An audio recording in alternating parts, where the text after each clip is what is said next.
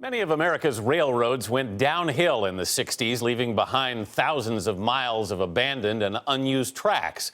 But thanks to the Rails to Trails Conservancy, these rails have been repurposed and transformed into open trails for some of the best hiking and biking in the country.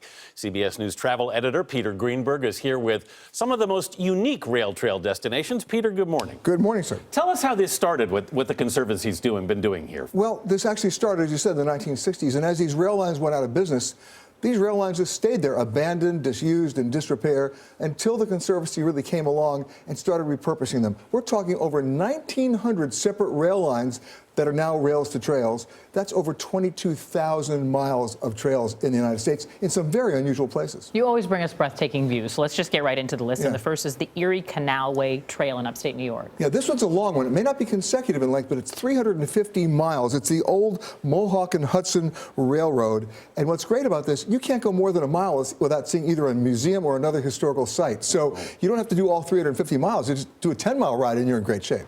And moving on your list is the Heritage Rail Trail County Park. I'm having trouble saying rail trail, so I just want to make sure I get it out right. County Park in Pennsylvania. Actually, what's great about this, it's 22 miles long. It's the old Baltimore and Ohio Railroad, and the significance of this is Hanover Junction.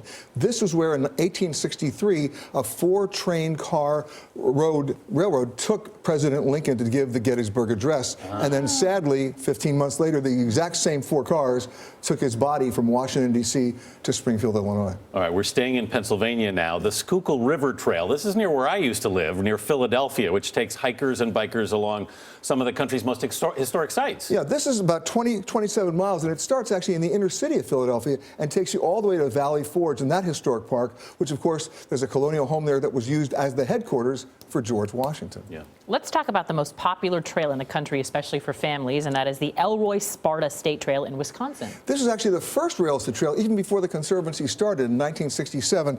It's about 32 miles, and what's great about it is it's on the tracks that were built in 1873 from the old Chicago and Northwestern Railroad. It goes through 3 rock tunnels, one of which is about a mile long, and 30 converted train bridges. It's very cool. Wow. Next we go to South Dakota, something called the George S. Mickelson Trail, which also has 100 converted train bridges and 4 tunnels? Yeah, 110 miles long. And what's crazy about this, speaking of crazy, it goes to the Crazy Horse Monument. And it's the old Chicago, Burlington, and Quincy Railroad, which serviced the gold rush in the Black Hills. But here's the fun part. It ends, appropriately enough, in Deadwood, South Dakota, known for the place where Wild Bill Hickok was shot in a poker game in 1876. And if you're wondering where the phrase dead man's hand comes from, he was the one holding it. This is obviously your shortest one, a quick 9-mile trail in Marysville, Kansas, the Blue River Rail Trail. Yeah, this is 9 miles long in northeastern Kansas. But what's great about this is this was the site of the old Oregon Trail, where thousands of Americans went west between 1840 and 1865. Right. And it's also the site of the route of the Pony Express. There's even an old Pony Express station still there. I just hope they're not waiting for their mail. All right.